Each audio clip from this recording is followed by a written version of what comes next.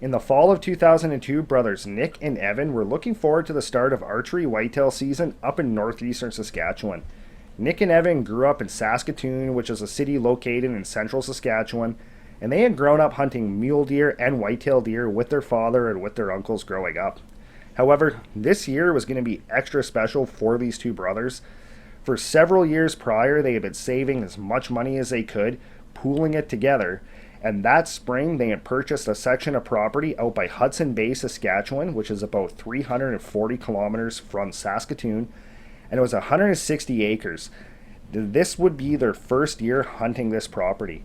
The brothers were absolutely ecstatic for this hunt, to hunt for the very first time on their own private property. This property was pretty much strictly bush, but the brothers saw a lot of potential in it.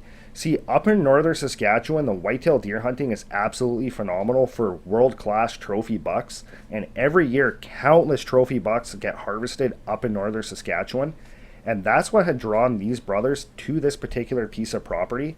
And they figured with the right amount of work, the right strategy, they would be able to turn this parcel of land into a whitetail deer hunter's paradise. They had spent pretty much every weekend from spring up until the end of summer working on the property. They were clear bush. They brought out an old bowler trailer. They had that set up where they would be camping in that every time they went out to the property. They built a shop. It wasn't much. It was about 10 feet by 10 feet with about 10-foot high ceilings. And that's where they would hang their game and process them. So these brothers were absolutely looking forward to this season. When the season finally started, both brothers took 2 weeks off of work. They loaded all their gear into the back of Nick's truck, hooked up the quad trailer, and then they made that 3.5-hour drive to Hudson Bay, Saskatchewan. When they got to Hudson Bay, they headed south for about 20-25 minutes, making their way down this gravel road. After driving for about 20-25 minutes, they could see up ahead on the road on the left this small drive heading off into the trees. And that was a driveway that they had created to their camp on their property.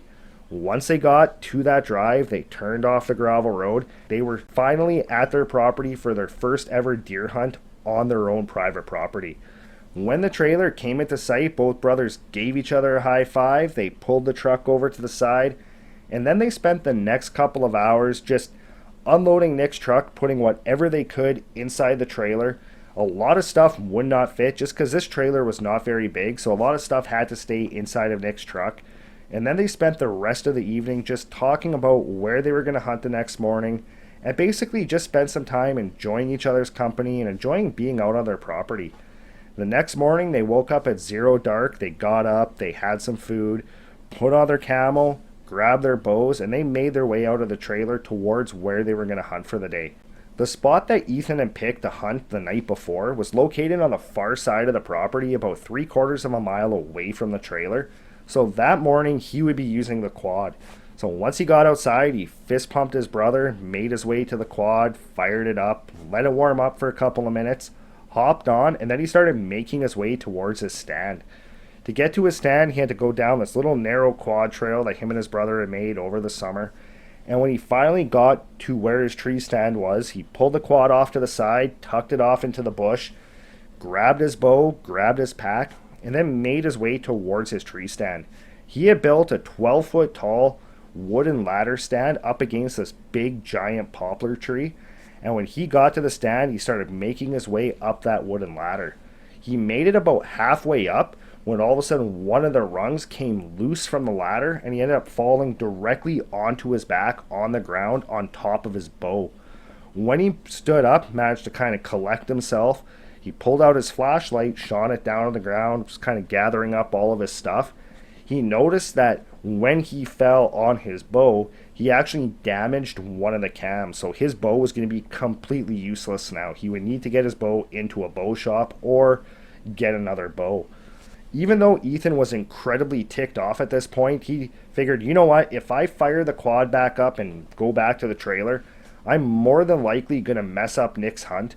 So he decided he was just going to sit at the base of that stand for the morning and just basically watch and see if he saw anything at all. As the morning progressed, he just kept thinking about what he was going to do about this situation. He had no bow, he was out here for 2 weeks, and he knew that he would need to either head back into Saskatoon to get a new bow or take his bow to a bow shop and hope that they had a replacement cam for it. So that kind of stewed in him all morning, and it just kind of kept bringing up a lot of anger. But he tried to brush all that off and just enjoy being out in the woods. At about 11:30, he figured, you know what, Nick's more than likely back at the trailer now. So he fired up the quad and made his way back to go meet with his brother. When he finally met back up with Nick, he told him exactly what had happened. And Nick said, you know what, we're out here for 2 weeks. I have no problem at all going back to town so we could get your bow fixed or get a new bow. But then Nick said, but you know what, if we both go, we're going to have to load everything back into the truck. We're going to have to unload everything when we get back. So why don't you stay here, watch over everything. I'll head back to town and deal with the bow issue for you. So Ethan said, you know what? Yeah, that's a good idea. If you don't mind, yeah, I'll stay here. I'll watch over everything. See, Ethan did not have a valid driver's license, so he could not take Nick's truck back to town. So Nick said, okay, you know what though? It's already, noon-ish already. By the time I get back to Saskatoon, deal with the bow, and then come back out, that's a lot of driving. I'm going to be looking at driving for like 7.5, 8 hours. So why don't I just head back out tomorrow morning? Will you be okay overnight by yourself? And Ethan said, yeah, you know what? I'll be fine. I've spent nights in the bush by myself in a tent. I'm in a trailer. I'm on our own property. Yeah, I'm good. Not a problem. So after about a half an hour of kind of getting his stuff put away, Nick waved goodbye to Ethan, hopped in the truck, and made his way back to Saskatoon. Ethan pretty much spent the rest of the day just going to their various trail cam locations, pulling the SD cards, putting new ones in. And that evening, once he was back at the trailer, he made himself a fire, made some hot dogs, and at around 10 o'clock, he headed into the trailer to try to call it a night. Once he was in the trailer, he was having a very hard time falling asleep. It was really hot and really musty. Even with the windows open, there was just hardly any airflow at all. And he was having a really hard time getting comfortable. Finally, sometime around 12:30, he slowly started to doze off when all of a sudden he was awoken by the sound of something moving through the bush on the side of the trailer. He kind of lied there for a minute, just kind of listening out this small window, trying to figure out what he just heard, if it was the wind, if maybe it was a squirrel, a rabbit. And then he could hear that whatever was moving outside, there was actually two of them, because he could hear them at two different spots. He could hear one further towards the back of the trailer and one closer up to the front of the trailer. At this point, he's still lying there kind of trying to figure out what he's listening to. And then he could hear people talking. It was like a soft whisper. He could not make out what they were saying, but he could definitely tell this was human voices, and there were definitely two of them. He could hear them whispering back and forth. Ethan instantly sat up at high alert, listening to these two people outside of the trailer, and he could hear one of them moving around the backside and the other one moving around the front. He sat there listening, and he could hear both of them making their way along the side of the trailer till they were right in line with the door. At that point, he could hear somebody start pulling on the handle like they were trying to come in, and Ethan instantly yelled out, "I'm in here." As soon as he yelled that out, a voice yelled back to him, "We don't care." At this point, Ethan was starting to get pretty freaked out because he had nothing to protect himself with. He knew that he did not have a firearm, he did not have his bow, and what made it even worse was the fact that he did have a pack that had his knife and his bear spray. However, that knife and the bear spray were sitting on the back of the quad. He forgot to bring it into the trailer with him. Ethan knew he was not in a good situation. He had no weapons, completely unarmed, and those two guys were trying to get into the trailer. So he decided at this point that he would just bluff and tell them that he had a firearm. So he yelled out that "I have a firearm," and those guys just laughed at him and said basically, "No, you don't." And then they proceeded to periodically bang on the side of the trailer with what sounded like almost like a baseball bat or a tree branch. They just kept hitting the side of the trailer, walking around the entire thing, and basically just kept mocking him the entire time. That went on for about a half an hour, And then they were periodically be hitting on the windows, pulling on the doors. And at one point, the one side window just came imploding in, shooting shards of glass all over Ethan. At this point, he knew he had to do something. He could not just sit in here all night, because sooner or later these guys would get in. And he knew that on the back of his quad, that's where his knife was and his bear spray, if these guys did not already have it. And he figured if those items were still there, that would be his best source of defense. That would be his best way out of this situation. So he kind of gathered up his courage. He waited until he could hear one of the guys on the far side of the trailer and the other guy towards the back. Then he made his way up towards the door. He unlocked it and got ready to book it out the door. As he's standing there up against the door, he's listening for that guy towards that back corner of the trailer to move around the back side. As soon as he hears the guy go around that corner, he quickly pushes against the door and sprints the 15 yards to where his quad was. As soon as that door, though, flung open and hit the side of the trailer, he heard the two guys start screaming at him, and then he could hear them running along the side of the trailer up towards the front. Ethan booked it directly towards his quad. Once he got to the quad, he saw that his pack was still sitting on the back. He reached for it, pulled his bear spray out of the side pocket, removed the safety tab, and quickly swung around. At this point, he could see those two guys running directly towards him, and one of them did have a bat. And as soon as they were about 10 yards from him, he just quickly sprayed at both of them with his bear spray. Both men instantly started screaming and basically dropped to the ground holding their eyes. Ethan instantly took advantage of the fact that both these guys were now partially incapacitated. He reached into his pack, he pulled out a couple of zap straps, and then he ran over to the first guy. Right as he got to him, he gave him a real quick, swift kick to the side of the head, kind of knocked the guy down onto the ground. He ran to the second guy, forced him down onto his stomach, grabbed his arms, put him behind his back, and then he zap strapped his hands behind his back. Once that guy was secured, he made his way back over to the first guy, and he did the same thing to him. He then grabbed the bat, stood over top of them, and just basically every time they would try to get up, he would just basically push them back to the ground, whether he would just use his foot and kick them down, push them with his hands, or kind of give them a light hit with the bat. Once that initial shock, that initial pain from the bear spray wore off on these guys and they were actually able to see and kind of stop screaming, Ethan told them that if they tried to get up, he was going to beat them with the bat, and if they liked their teeth the way they were, they would just stay on the ground. Ethan ended up spending all night standing over these guys, and again, every time they would go to move, he would just take the bat, hold it up, basically striking fear into them so that these guys were just too scared to move at that point. He stood like that all night, all through the morning, and the next morning at around 10 o'clock, Nick was making his way down that driveway, and as soon as he turned that last corner, the first thing he saw was his brother standing there holding a bat, and sees the trailer just completely beat up. It's completely full of dents. The one window shattered out. And then he notices there's two men bound on their stomachs at his brother's feet. He immediately stops the truck, gets out, runs over to his brother to find out what's going on.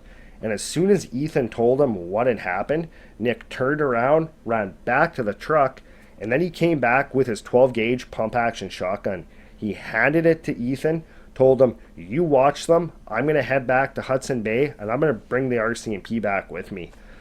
So Nick got in his truck, took off, and Ethan just stood there with the shotgun in hand watching over these two guys. About 45 minutes later, Nick returned with an RCMP constable. The constable ended up arresting the two guys that had been harassing Ethan.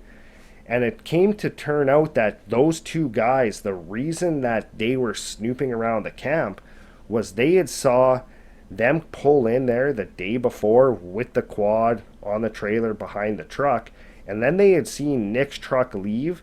that afternoon without the quad, and they came onto the property in hopes to try to steal that quad. And it just so turned out that they noticed that trailer and thought that there might be some items of value inside of there, and they were not counting on somebody actually being in there, and they swore that they were just trying to scare him and that they wouldn't hurt him.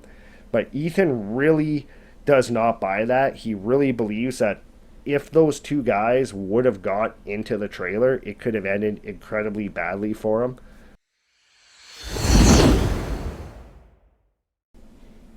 At the end of August of 2020, Megan was 33 years old. She was living in Thunder Bay, Ontario, and she had basically grown tired of the same old day-to-day routine of working from home during the COVID pandemic. She was tired of waking up every morning, going to her computer, staring at it for 8 hours out of the day, having endless Teams calls, and she just needed an escape. She needed to recharge her mind and basically just leave that part of her life behind her for a little while. Every year, her and her friends, they would go on a different backpacking trip somewhere in Ontario. However, that year, because of the COVID restrictions, they were not going to be able to do that. So she decided this particular time that she would go on a backpacking hike with just her and her 100-pound German Shepherd named Loki. She ended up settling on doing the Pascasqua Coastal Trail along the northern shore of Lake Superior. This trail is about 60 kilometers. Most people tend to do it in about 2-3 days. However, because she was going to just escape her everyday life, she decided she was going to take it easy, and she was going to take about 4 or 5 days to do this trail. So she loaded up all of her gear into her car, and she made the drive out to Pascasqua. When she got to the lot at the trailhead, she did notice that there were a few vehicles in the lot, and there was nobody really hanging around. So she parked her car off to the side, grabbed her pack, grabbed her dog, and she started making her way down the trail. That first day on the trail went absolutely great. She really just took her time, took in all the breathtaking scenery all around her, and she was starting to forget about all those annoying Teams calls and those countless emails that she had left behind. Come that evening, just like her plan, she made it about 12 kilometers, so she made her way slightly off the trail, set up camp, had some food, climbed into her tent for the night. The next morning, she woke up, she had something to eat, she packed everything up, and then she started making her way back down the trail again. After about 6 kilometers, she came to this giant suspension bridge suspended between these two massive rock faces over to the Chigamawinigum Falls on the White River. This suspension bridge is suspended 23 meters or 75 feet above these falls. And as she made her way across this bridge, she was just absolutely awestruck at this scenery. She found herself stopping right in the middle of the bridge, looking down at the rushing water below. And she just quickly just basically became entranced by the moving water and this scenery. She ended up spending about an hour just looking at the falls. And then she decided, you know what, instead of going 12 kilometers tonight, I'm just going to go just a little ways past this bridge. I'll set up camp. That way I could be close to the sound of this water, because she found the sound of these falls just incredibly relaxing. So she made her way across the rest of this bridge, went about 500 yards past it, made her way just slightly off the trail, about 10-15 yards, set up camp, and then she just basically sat there in her hiking chair, just listening to the sound of the rushing water from those falls. As the afternoon progressed, there was one point where all of a sudden Loki suddenly alerted. His ears went up, his hackles raised, and he started staring back in the direction of that suspension bridge. At this point, Megan was thinking, okay, you know what, maybe he saw a deer, maybe he's picking up on the scent of another animal. So she called him over, she gave him a pat on the head, tried to calm him down. But after several minutes of patting him on the head, telling him that there was nothing wrong, he just kept growling and facing the direction of that bridge. At this point, she decided she was just going to make her way very slowly out of camp to see if she could see any deer or any type of animal that might be making Loki act like this. So very slowly, she stood up from her chair, made her way across her camp into the bush. The whole time, she's looking into the trees, trying to catch movement of any form of animal. She made it about 20 yards into the bush, again, peering, looking for any sign of movement whatsoever, and all of a sudden she caught a flash of a deer tail off to her right. So instantly to her, that put her mind at ease that Loki was only acting this way because there was a deer near camp. So she made her way back to the camp with her dog, settled him down, and then she tried to just go on enjoying the rest of the afternoon and into the evening. As the evening progressed, she made some dinner. Once it was dark, she made her way into the tent and she settled in for the night. That night, about 2 o'clock in the morning, she was quickly woken up by Loki just absolutely losing his mind at something outside of the tent. She could see in the light of the glow stick hanging from the top of the tent that again his ears were up, his hackles were raised, and he was full on aggressively barking and growling at something outside of their tent. She sat there for a second listening, trying to figure out what Loki was just losing his mind about, and she could hear something moving through the bush around the camp. At this point, she was thinking that this was most likely a bear, so she tried to calm Loki down, tried to get him to stop barking, stop growling, because she thought that maybe his barking and his growling might provoke this bear, if this was a bear, into aggressive action towards them.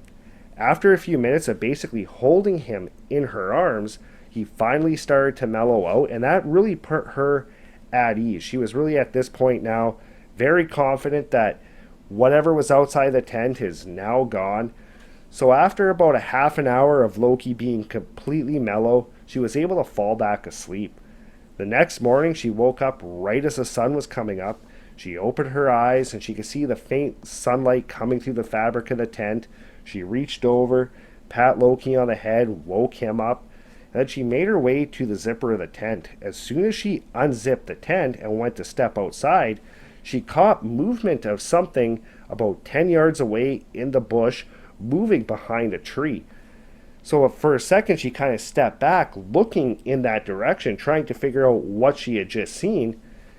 And after a minute of not seeing anything, she figured, okay, you know what, it was probably just a branch of a tree. It was probably just my imagination. So she made her way out of the tent. Loki followed her outside as well. And as soon as Loki got in front of her, again, all of a sudden his ears went up, his hackles raised, and again, he was just growling and barking in the direction where she had seen that figure move behind that tree. Megan at this point was at high alert, staring directly towards where she had seen that movement. After a couple seconds of not seeing anything at all, she figured, you know what, this most likely was my imagination. It probably was a tree branch. So she decided she was going to make her way to her bear bag so she could pull it down and get some food. So she turned around, started making her way towards it, and once she was about halfway between her tent and her bear bag, all of a sudden Loki started losing his mind again. So she quickly turned around, looking back in that direction, and she noticed where she had seen that movement before. All of a sudden there was this man staring directly at her. She completely froze at this point, just in absolute shock that there was somebody this far out into the bush and that they were staring at her. She really had no idea what to do with this moment. She just stood there staring at this guy, and she noticed that he had something in his right hand, but she could not tell what it was. After a few seconds, this guy started making his way closer towards her, and once he had moved about 5 yards closer, Loki just immediately sprung up, took off directly towards him, jumped up, grabbed onto this guy's arm, pulled him down to the ground. Megan at this point completely snapped out of her shock, fearing for her dog's safety. She ran up towards him. When she got to where this guy was, her dog was on top of him, just digging into his arm. This guy was screaming, and she noticed that on the ground beside him, there was a 6-inch fixed blade knife lying there. She instantly just went into pure self-defense mode. She started kicking this guy, started leaning down and hitting him while Loki's gnawing on his arm. After a couple seconds, the guy managed to kind of push Loki off of him. He got up and went to take off into the bush.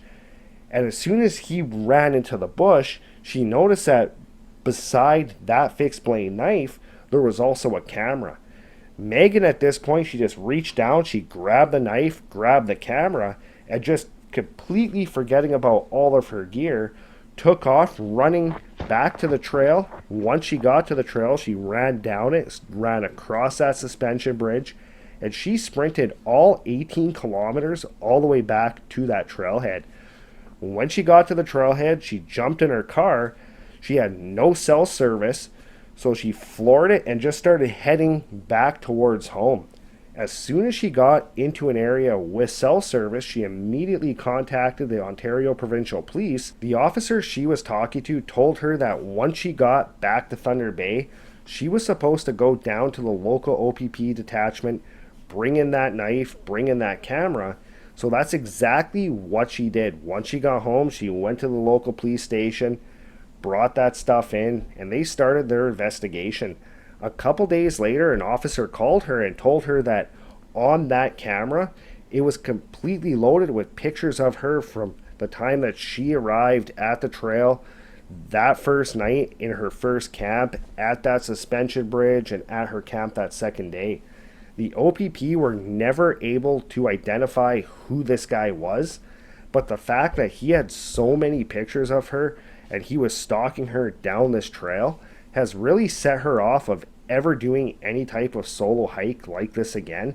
And she is incredibly thankful that she had her dog with her on this trip, and that her dog was alert enough to pick up that this guy was no good. And she is just so thankful that Loki was there, and she really credits Loki with potentially saving her life and saving her from God knows what else on that trail. Well, that's it for today's story. I am so incredibly glad that Megan had Loki with her on this hike, because God knows what could have happened if she didn't. And this is the exact reason why this summer, when me and my family are going out camping, I am definitely taking my Belgian Malinois cross with us, because I know if anybody tries anything or anything comes near camp, that dog will be all over them like a fat kid on a giant Smartie in a heartbeat. For September long weekend up here in Canada back in 2008, me, my cousin Dave, and our buddy Eric from our military unit decided to head out to a farm that I've grown up hunting, that my cousin's grown up hunting, to go do some archery whitetail hunting for the very start of the season. The season had just opened. It was opening weekend.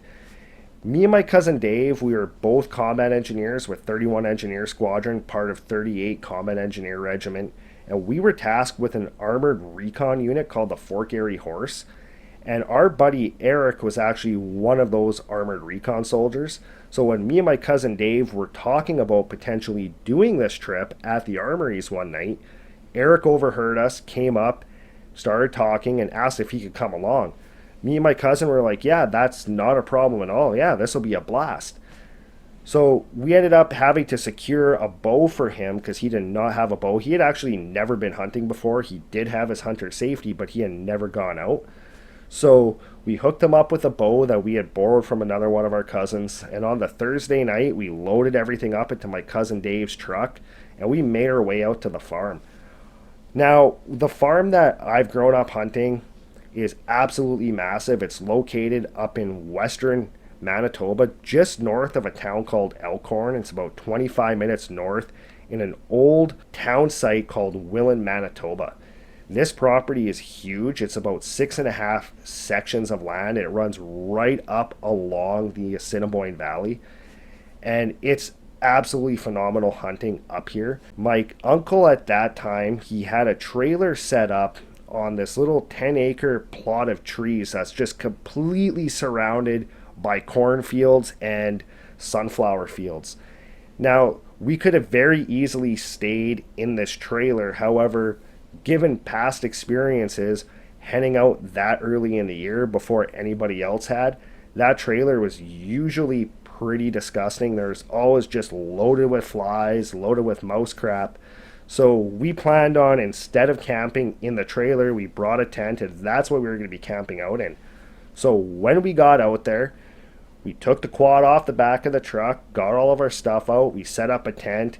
We ended up finding right up along the bush line, there was this old car. So we used the trunk of the car kind of as our main cooking surface. So we put our barbecue up on that. And then we basically spent that day just kind of basically being a bunch of rednecks. We had brought out pretty much an ungodly amount of stuff with us. We had brought a whole bunch of rifles, bunch of shotguns, and my buddy Eric was really excited about this new SKS that he had bought. And when he had picked it up, he actually bought 2,000 rounds of Russian surplus ammo. That stuff is absolutely nasty, very corrosive. You need to clean whatever you shoot those rounds with. You need to clean that because it's gonna rust it out pretty quick. So that afternoon, we basically just blew through a ton of ammo, had an absolute blast. Once the evening came around, we went out into the cornfield, grabbed some corn. The farmer told us we could take as much of it as we wanted. So we grabbed some corn, fired up the barbecue. We had steak, corn on the cob, had a whole bunch of beer. That night, we climbed into the tent. Next morning, we woke up and we had to reload the quad back into my cousin's truck. We had to take it off the day before because a couple of the places we were going to go check out, to get there, it was incredibly rough and it was really hard on his truck. And his truck was only 2 weeks old at the time. He had just bought it. So we load the quad back up into the truck, hop in, and then we had to make our way down the drive where the camp is to this, basically it's a tractor trail that goes from the camp up to this main gravel road. So we make our way down this tractor trail, get to the gravel road, make a right turn. We drive about a mile down this road and it just completely ends right by a cemetery. And then from there, it's basically driving through a field on one of those very similar tractor trails to a corral. Now, where this corral is, it's very difficult some years to get past this in a vehicle. If there's been a lot of rain or if it was a really heavy snowfall winter, that area, even come, August, September, October, can be incredibly mucky and you cannot get a vehicle through there. It did not look that bad when we got up to it, so we made our way through the first part of the corral. We closed the fence, and then we had to go across a spot that we refer to as Bastogne. It literally looks like a whole bunch of little artillery shells have hit all along the bush line and along the ground. There's these like real deep holes. Some of them are about 1.5 feet, 2 feet deep. So you have to really pick where you drive a vehicle through here or you'll get stuck. So we made our way through that real rough patch, got up to the second gate, and then my cousin's truck ended up basically getting buried right to the axles. So we had to unload the quad, figured, we'll deal with this after. I ended up taking my buddy Eric. I drove him about 2 miles further down this fence line, dropped him off down by the valley, came back, got my cousin, went back. We hunted that morning. That afternoon, we made our way back to the truck. We took the quad, me and my cousin Dave. We left Eric with the truck, and we headed up to where the farmer lived, which was from where we were is about 2.5 miles. So we went to the farmer's house, talked with his brother, and his brother came with his big tractor and ended up pulling Dave's truck out of this mud. A few hours later, we got back to camp after getting the truck unstuck, and my cousin Dave, he really wanted to go check out this far side of this alfalfa field that's on this opposing part of bush. So where the camp is set up, there's a big field that kind of comes into a bay like this, and then it runs out, and then it basically loops around like this into another field. And on the far side of that one, there's another real dense bush line. So my cousin wanted to go check out this spot on the far side of this alfalfa. So he hopped on the quad, took off along the side of the cornfield, made his way along that bush line. And me and Eric at this point were kind of getting a little bit bored. So we decided, let's bust out this SKS again and let's pop some more rounds off. So me and Eric set up some pop bottles, some beer cans, and then we basically just spent some time sending some rounds down range. At one point, Eric was reloading the mags for the SKS, and I happened to turn and look down the drive towards that tractor trail, and there was this silver Ram 1500 sitting about 75 yards away, facing us on that driveway. I instantly found that weird because I know the vehicles that the farmer has, I know what his brother drives, and this was definitely neither of their trucks. This truck started making its way towards us, got to about 25 yards, it stopped, and we could tell that there were two people up in the front, and we could see that there was somebody else in the back seat, but we couldn't tell if the person in the back was male or female. But we could tell that the two people up in the front were definitely male. At this point, the guy rolled his window down, stuck his head out, and was like, "Oh, I thought you guys were in the army or something." Now, what me, my cousin, and my buddy were wearing for camo on this trip was actually our issued CAD pad uniforms, which is something you're not really supposed to do. But we had sterilized them down. We removed our name tags, removed our flags, removed our slip-ons. But we were wearing full CAD pad, combat boots, along with our bush caps. So we basically said, no, we're just hunting, we're just camping out. Like, how could we help you? These two guys instantly get out of the truck, start walking towards us, and when they got out, we started moving towards them as well. And at that point, we could tell that the person on the back seat was actually a woman, and she looked very uneasy. Like, she looked like she was actually freaking out.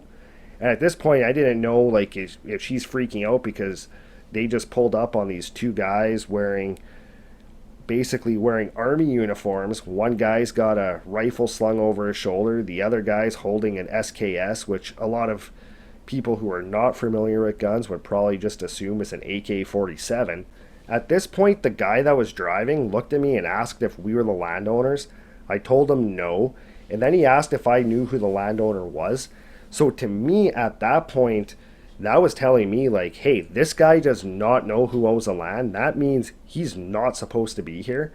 So being a little more confrontational in my younger days, I kind of got in his face and told him exactly that. I said, you know what? If you don't know who owns the land, then you're not supposed to be here, so get the F off this property. At this point, he told me that they wanted to drill for oil behind the old homestead. He said that they worked for an oil company out of Alberta. Now, what he meant by the old homestead is right behind where my uncle's trailer was set up. There was this old stone house that was kind of all collapsed in on itself that we used to jokingly call the Blair Witch Hut. Now, because he did not know the owner, I was not going to let him go wandering through the bush. So I again told him, like, hey, you got to get out of here. You have to go talk to the landowner. Then he started asking me where the landowner lived, and I was not going to give him that information just because something did not feel right about these guys. Their vehicle, he said that they were from Alberta. It did not have Alberta plates. There were no markings on the windows, no company name on the side of the truck. So I basically just told him, get the F out of here, go get a map, come back with the landowner, and then okay. So the one guy reluctantly made his way back up to the passenger side of the truck, but then the driver started moving towards where my uncle's trailer was, and then in behind this old kind of, it's sort of like a barn, but it's not quite a barn. I'm not even sure what to call it. It's almost like this old workshop type building, making his way in behind that. Now, the problem with that was right behind that, that's where we kind of had a whole bunch of our other rifles in their cases, just so they were out of the way. So instantly, as he started making his way in behind this building, my buddy Eric instantly started following him just to make sure this guy would not take any of the rifles that were there, or basically just wanted to keep an eye on him. After about a minute, they came back out of the bush, and right at this period of time, my cousin Dave just comes flying up on the quad. Now, Dave's dressed the exact same way as me and Eric, except he has a 12-gauge shotgun over his shoulder. And I guess Dave could just read on my face and on Eric's face and just our demeanor that something was off about these guys.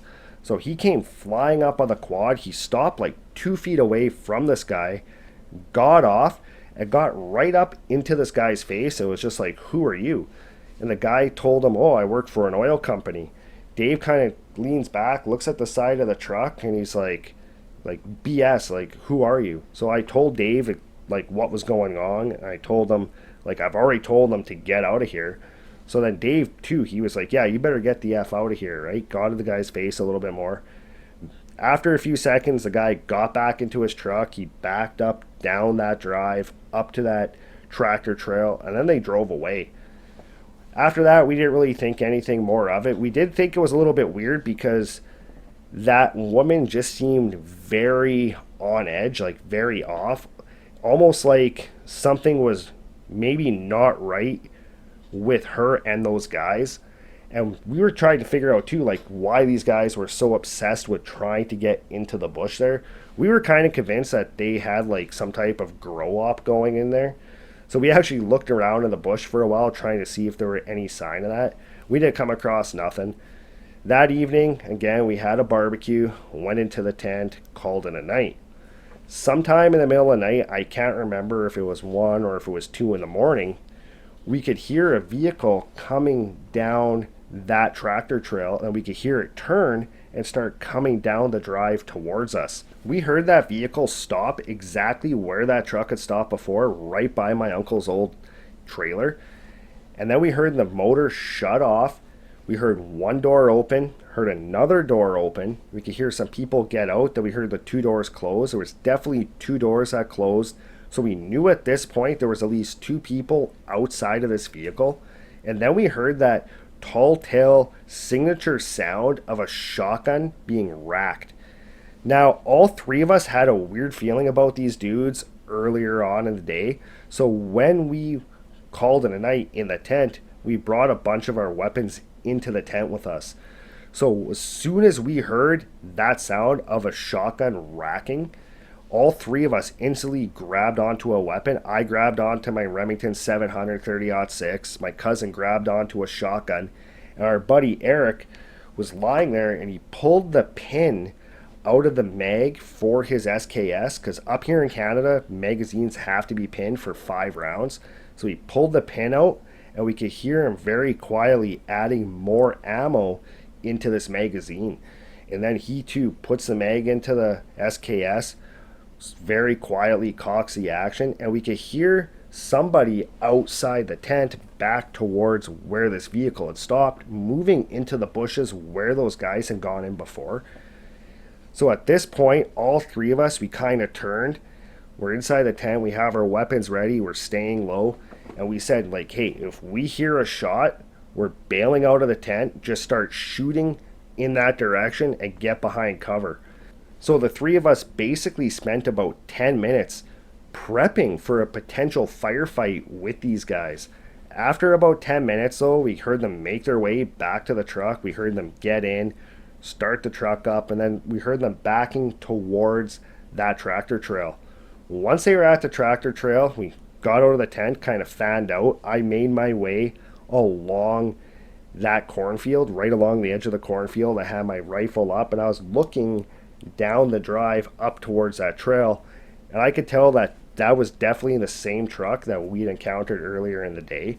So from that point on, for the remainder of the trip, basically what we did is we had a sentry. So one guy would be outside the tent, pretty much lying on the ground in this big pile of grass. We actually made like almost like a little bunker out of grass and hay, and we'd have somebody lying in there where they had a full field of view down that drive while the other 2 guys would sleep. We did 1-hour shifts each, and only one more time on the other 2 nights we were out there, that truck came back, but they did not come all the way down that drive again. They kind of stopped up by that tractor trail and then carried on down the rest of the way. We ended up talking to the landowner after to ask him if he knew anything about these guys, and he had no idea whatsoever. Neither did his brother, who lives in the area as well, and neither did his sister. So what these guys were doing, we'll never know. We did actually the next morning after they came back, because we were concerned about that woman, we spent about 3.5 hours combing through that entire chunk of bush just in case those guys did something to her and dumped her in the trees. But there was nobody there. They saw a very big chunk of bush anyway, but we looked through it for multiple hours, nothing at all. But that was myself probably one of the most uneasy experiences that I've ever had out hunting, just because it could have turned south incredibly quick. And I think that if it was not for the fact that all three of us were in the military, that, maybe we would have reacted different. Maybe we would have called out to these guys. And if we did that, if they were up to no good, would we have been in trouble? But the fact that, we kept our cool, stayed collected, and were ready in case stuff did pop off, I think that's kind of what got us through that, and why things did not escalate to the point of bad things potentially happening. Well, that's it for today's stories. So please leave a comment in the comments section. And if you haven't done so already, hit that subscribe button. And I'll see you next time.